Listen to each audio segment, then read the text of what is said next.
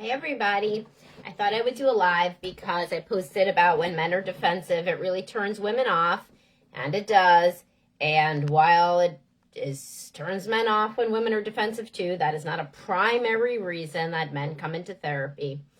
Men have different reasons they come into therapy, and I discuss those. I literally have a post called Top 4 reasons that men come into therapy, and I have a podcast on when men get divorced, why they get divorced. The genders are not identical. They're just really not. It comes off different when men are aggressive than when women are aggressive, although of course neither is appealing.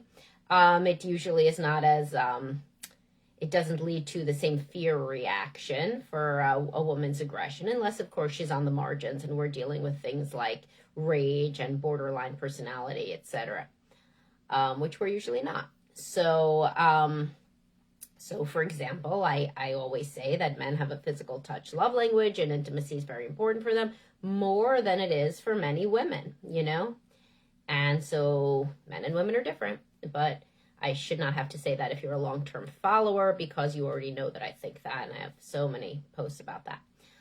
But anyway, if you are somebody who really cares how the dishwasher is loaded, like the example in the Facebook thread, a guy said that if you just capitulate and load the dishwasher the way that your wife wants you to load the dishwasher, then she is not going to respect you. Something that I've heard before from people who love to argue, who grew up in argumentative homes. Let me tell you something. There's never been a woman in the history of the world who has thought, man, I respect him so much more because he browbeat me into realizing that his way of loading the dishwasher was right. That has never, ever happened. I don't think it's ever going to happen. It's probably not going to happen at your house statistically if I've never heard of it before. So it would be a good fantasy to get rid of. If you care a lot, either gender, if you care a lot about how the dishwasher is loaded, that's a you problem. That may be an anxiety and rigidity issue on the margins. For some people, it may even be an extreme OCPD, obsessive compulsive personality disorder issue. If you're really, really into that, there's one way to load the dishwasher. Or it could be that you're so dissatisfied with all other parts of the marriage that anytime there's the possibility of being a dick, you take it because you are so resentful. And that is not a dishwasher problem. It is a marriage problem, and it's probably a you problem and a them problem. So you need to be working on it. A good thing to do is to go into individual therapy and see if the therapist also thinks that you can be a dick. Because if they do, and they won't say it like that, they'll just kind of point out rigidities or times that they feel, that you may not be listening or taking feedback or responsive or flexible. So then it's a you problem, right? And you probably saw a parent like that, right? When you were young, somebody who couldn't accept feedback, had to do it their way or the highway, and that's where you got that from. An unattractive trait, and one which you didn't like in your parent, and one which then you would want to work on. There's also the possibility that you are not giving your partner what they want. So I have a post called, What Would Your Housework Standards Be If You Felt More Loved? And that's to women who get really obsessive about the housework having to be done one way. And frequently that's because they're deeply unhappy with the man in all other ways. And the only way that is safe in their mind to manifest is nitpicking and criticism, because they can't make him be more loving. They can't make him be more emotional. So they just, they're trying to change him in some small way. They can't make him actually have a deeper connection with her. So then they kind of just nitpick what he does. And of course that makes him retreat even more. And, that's the preoccupied woman, avoidant man dynamic. And send me a like if you're watching this, because these are not always, easy to do all the time. So you guys should send likes. And then I keep doing them. Or think about if your husband is really into how to load the dishwasher, when's the last time that you were physically intimate? If your husband is a man who after a wonderful session in bed will come downstairs and immediately criticize your housework, well, then you are in the minority and you need to get into couples counseling right away so that I or somebody else can tell him how foolish that is. And that is biting the hand that feeds him, and who gives a crap about the housework if you're having a loving, intimate life, which is priority number one for most men. Now, there, of course, are some very rigid guys who can get laid every day and then still complain about the dishwasher or not going to the restaurant they want or whatever. And those guys need to be in marital counseling, because what happens is those women, as they get older, they're like, what am I doing? Am I an idiot sleeping with this man that makes my life hell? And then they're done, basically, with the sex, the relationship, and the whole thing. And the guy's like, what happened? This came out of nowhere. Well, yeah, it was building and building and building, and she was just tired of being with somebody so difficult. And as she got older, she stopped being such a people pleaser. And then she's like, screw this.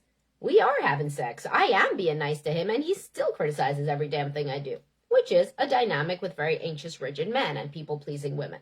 They are in a codependent cycle where he's the one that gets deferred to all the time. And then eventually, as she gets older, if she's healthy, then she stops. So, also, if you are somebody who cares a great deal about how the dishwasher is loaded, think about what you would care about if, like, your kid got sick, or if you got sick, or if that makes you too upset. Think about if you were newly in love. Would you care about how the dishwasher got loaded?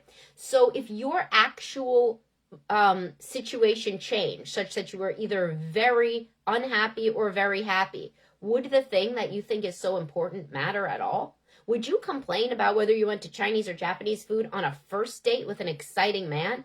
No, you wouldn't. You wouldn't care. You wouldn't really care what you ate.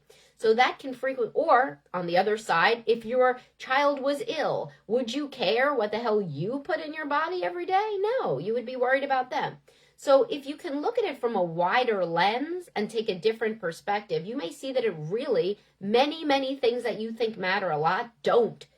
They literally don't matter at all. And hopefully you may not need a sick kid or to have an affair to realize how little any of it really matters, and it's just a small way to assert your preferences in the world, and it doesn't matter. And I have a podcast called The Cult of Boundaries and Preferences, which everybody should listen to. So it's very useful because it really doesn't matter where you go to eat. A lot of things don't matter. The other thing is, if you really care that much about how the dishwasher is loaded, would you care if you had something that you were even more interested in? So are you just extremely bored? How is your career? How is your life in general? Are you interested in things? I'll tell you, I don't give a shit about how the dishwasher is loaded or many, many things since I started working 10,000 times more when my kids went to school full time. Because it just didn't matter. I had bigger things on my plate. I'm thinking about more stuff all the time.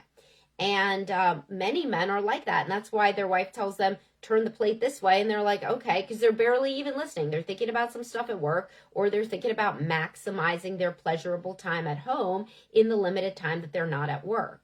So those men don't get their wife up their ass. The wife says, turn the plate. They turn the plate.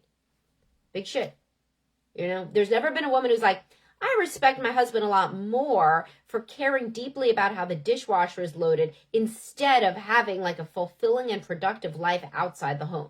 That's not a thing. If you're looking for respect, it's by being the guy who doesn't have the bandwidth to care about the dishwasher, which, by the way, would mean that you just did what she wanted, because who cares? Who cares? It's totally a different mindset when you're engaged in things that are fulfilling outside of the home. So I hope that you guys like that explanation of the myriad reasons that you should reconsider your preferences about small things in the house, which don't matter. They don't matter in the long run. And send likes if you're watching, certainly. Ray here in Australia says, folding washing incorrectly or loading the dishwasher really doesn't matter, to be honest. Good, Ray. That is exactly what I'm saying, man, I mean, it's kind of funny, right? Because it's women wanted men to be more engaged in the house, right? Do half the emotional labor. But do you really, because some people really just want to do what they want in the house. That's why I have a post. It's do you really want to split all decisions with your husband, or are you lying? And many women are lying. They're like, oh yeah, I want him, like I did all the emotional labor, you know how I feel about that term, of looking up all the different preschools, and now and why did I have to do that? Those 20 hours of labor of looking up all the different preschools our kid could go to. So then the man takes 10 hours of that labor. Guess what? He's going to want the kid to go to a certain preschool. Well, shit, weren't expecting that fly in the ointment. There are very few women that don't want to pick the preschool their kid goes to. I mean, I'll be real. Maybe it's changing in Gen Z, but the people I work with, 30s plus, they want. The woman wants to pick it. Why wouldn't you pick it? It's your baby. You want to pick it. I picked all the damn preschools. I'm thrilled. I was thrilled to do that emotional labor, which was not a term then. So I also have another podcast that can change your frame on this, because I'm big at changing the frame. If you would want to keep doing something after divorce, don't complain about doing it when you're still married. I mean, if you would really take it to the mat to get to choose what preschool your kid went to if you guys got divorced, why the hell would you complain about doing the emotional labor of it when you're still married? Obviously, it's a you thing. You want to do it. You do. You're getting something out of it. I get it. I want to pick that too. So, but then don't talk out of both sides of your mouth and then also say, why didn't he contribute to this decision-making process? Because you wanted the decision. And if you're one of the few women that really wants to not do that, then tell him, pick out a preschool. Don't be weirded out when he picks out a preschool by the end of the day or by the end of the hour, because that's how a lot of men operate. They just make a decision and they go, And so if what you're really saying is, what I want is to have lengthy multi-hour discussions where we go back and forth about which preschool is correct, and if we do that, I'm going to be happier with you and with this marriage, then say that, but then you have to act happy at the end of it, right? You actually have to be physically close and hug and kiss and say, oh, I feel so good that we had 3 hours of discussion about the preschool, which, by the way, I do not think is healthy. I don't think that decision needs to be something that we go back and forth and back and forth and back and forth about. And when people that think that's normal get into therapy, what they usually realize is they have diagnosable anxiety. That's what generalized anxiety disorder is. Your worries flip from thing to thing to thing to thing to thing. So if this live can make even one person Google the criteria for generalized anxiety disorder, or go to the entire category on my site for anxiety, because I was raised in an anxious home, so this is a major thing that I work with, and that is a personal thing that I like to help people with, especially if they're parents.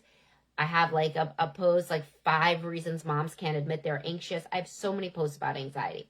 So if you're thinking, well, I do care so much about that stuff, and it does make me super, super upset when it doesn't go exactly the way that I want. Google anxiety. Think about anxiety. That may be what's going on. All right, guys, I have a couple minutes to answer questions about this or anything else. Anxiety. Your marriage and it's catastrophic, whatever, failure, or people ask me about that a lot. Why, for the last 20 years, has my marriage been sexless? It's you should have come in 20 years ago.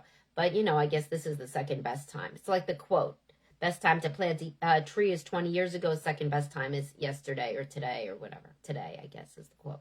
Otherwise, it would be pretty depressing. You missed both of them. You missed 20 years ago and you missed yesterday.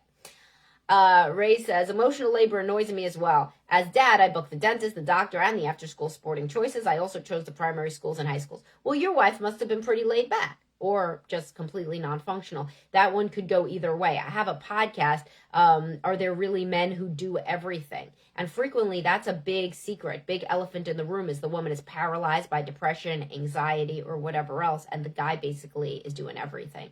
And while women say that pretty openly, men don't, because it's a big secret. It means that something's really wrong, because women are usually so engaged in those choices. So that just is what it is, Sarah says, for those anxious people that want to go back and forth about a thing for 3 hours, what alternate behaviors do you suggest they engage in when they feel that impulse? Sarah, good question. So that's what exposure therapy helps with. So I have lots of podcasts and posts about that, about how do you treat anxiety. So it's useful to give you a little background for a couple minutes. The way to treat anxiety is to sit with the feeling until it peaks and it decreases. And then you see that you won't die if that doesn't happen, and that, in fact, nothing bad will happen if you don't engage in the compulsion. So what really this is the analog is OCD, right? So it's a compulsive thought. You feel that if you don't talk about it for X amount of time, then you haven't really done the decision making and something will go wrong. It's a compulsion. It's like if you step on a crack, you'll break your mother's back. That same sort of superstitious thinking. So the first step in CBT, right, cognitive behavioral therapy, would be understanding that you learned this at home. This is definitely a learned behavior. For some people, they were totally neglected at home and now they're overcompensating. Either way, it's not a rational behavior. You do not make a better decision after 3 hours of back and forth than you do after 1 hour or after 10 hours. If you take it to the extremes, you could see how truly dysfunctional it is. If you were to think you needed like 100 hours, your kid wouldn't even be preschool aged anymore, right? So what you need to do is you need to learn with a therapist how to identify, hi David, and sit with the impulse until it passes. So you're thinking, I have to talk to my husband. I have to text him. He has to come home. We have to talk about this. I have all this information. Then if you were in therapy, you would think, oh my, I'm doing it. I'm doing the thing. I'm feeling my anxiety. My anxiety right now is like a 9 out of 10, right? So what I'm going to do is I'm going to sit with it like I'm learning in therapy. I'm going to sit with it and I'm going to watch and I'm going to see, when does it pass? If I don't engage in the compulsive ritual of reaching out to my husband, when will it pass? And for some, and it's never going to take more than a few minutes, because that's how feelings are. They peak and they decrease. It may come back, but you can learn how to mindfully observe it without engaging in the impulse, without engaging in the compulsion that you have, this illogical compulsion that there is a set amount of time where you can perseverate about something that will make you feel better, because it usually doesn't. And so you would sit and you would watch yourself see the anxiety peak, get to a 10, get to even what feels like an 11 out of 10. And then you're sitting there and it starts to go down, you start to get bored, you start to have to pee, maybe you want to make yourself a cup of coffee, you want to check your email, it's boring to just sit there and kind of observe the anxiety. And after that passes and you didn't reach out and compulsively text or have to talk about it for 3 hours, you're so proud of yourself, you're like, oh shit, I didn't have to do that thing. What I'm going to do maybe instead is I'm going to make a pros and cons list. I'm going to give myself 10 minutes. And then if there's more pros or cons, I'm going to make my decision. Boy, that's going to make you anxious too. So then you're going to get the exact same thing. You're going to sit with the anxiety peak and decrease. And this is a lot of what people do in therapy. Talk about this stuff, watch their behaviors, looking at them from a different angle, see them for what they really are as compulsions that are hurting you, that you're passing on to your children. Indecisiveness, inability to make a decision, right? And you don't want to give that to your kids. So you want to model, a practical approach. I give myself, a couple minutes to think about this, and then I move on. I make my decision. If I want to schedule, then you would talk to your therapist. You would say, and you wouldn't be embarrassed. You would, but, you get over it. You say to your therapist, what's the normal amount of preschool tours? Because I scheduled 10. They might be like, 10? No, I've not heard about that. I think that's an anxious thing. Maybe like 2, 3 maybe at the max. You'd be like, oh my God, I've been doing it so different, than everybody. I thought 10 was pretty reasonable. In fact, I had wanted to go on 15. My mother, she could never make a decision without seeing like 20 different options. And then you guys think about that and talk about that.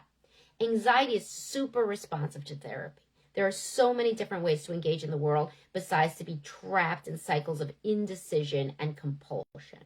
So it's a very good question. I do hope if you struggle with it personally that you reach out, whether it's to our practice or anywhere else, and work with somebody about it,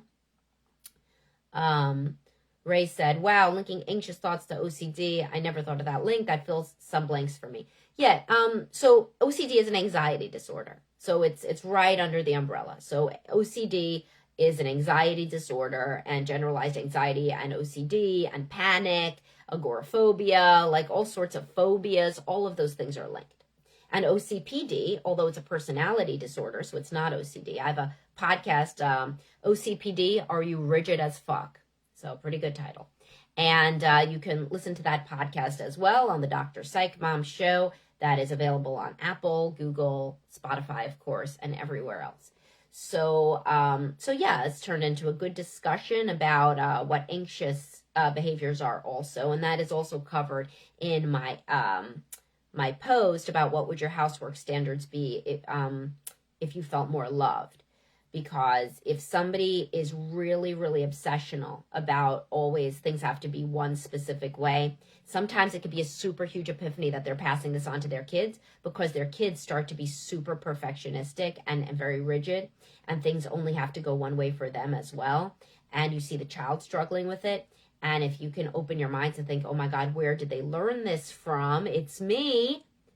Then it's a whole huge epiphany. The best way to treat child anxiety is to get the parent into therapy for their anxiety. You know? I mean, I was a little girl. I used to check to see if my ball was in my bag for the next day at recess because I wanted my ball to be in my bag. I would go out like 12 times to check, right? Where did I learn that from? My father was doing that. My father was doing that with the locks, checking the locks, going back for the locks, checking the windows. Kids do not get these things out of nowhere. Right? They don't get it out of nowhere. They're watching you. And when people can see that their anxious behaviors lead to anxiety in their kids, holy shit, it's a huge epiphany. It's a huge epiphany. And that leads to a lot of change. You know, so if this is something you struggle with, CBT is very, very, very helpful for anxiety. You know, and for some people, they have to go on medication. Other people don't. Exposure therapy is the best. So reach out to my practice, Best Life Behavioral Health, or anybody, really. I mean, if this is something you struggle with, we don't take insurance. So, I mean, if you need somebody with insurance, what you should do is go to psychologytoday.com, search by your insurance. It's super important to treat your anxiety. If you can work with us, though, that's great. You should always reach out. Samantha at drpsychmom.com or info@bestlifebehavioralhealth.com. All right, guys, this was very useful, hopefully, for you guys.